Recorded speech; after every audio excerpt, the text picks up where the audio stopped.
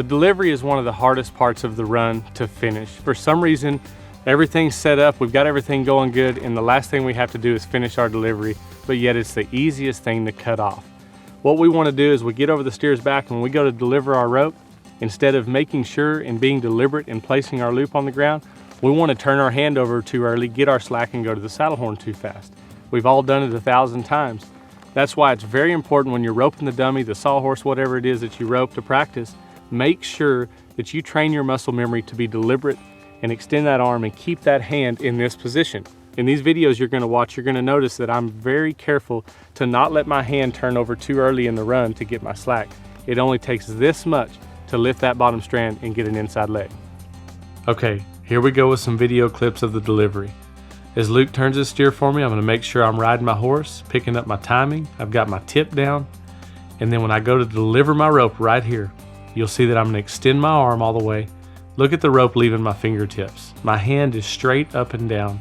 Remember, your loop does exactly what your hand does. So it's very important that in this part of the run, you almost pause and make sure that your loop gets all the way to the ground before we grab our slack. It's so easy to touch that and think that we need to hurry and get our slack and hurry back to the saddle horn, and it will kill our delivery off every time.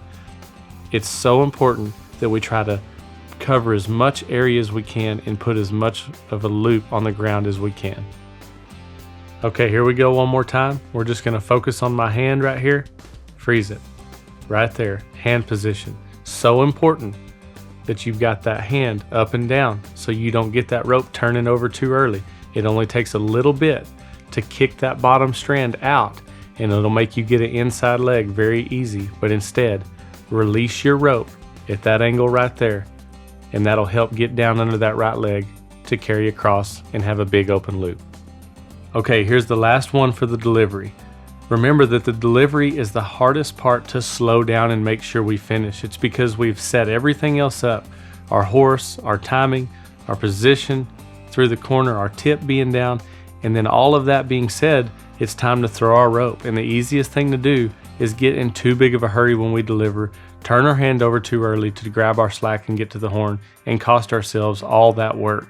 So right here is one more example of when we deliver, of being deliberate and make sure. See my hand position? And now watch how I extend and stay down. Let the steer get in it before I grab my slack.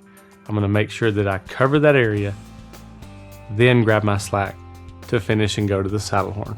The delivery is one of the most important parts to make sure that when you're practicing on a dummy or whatever it is that you practice on, train yourself to stay forward and down and cover as much area as you can.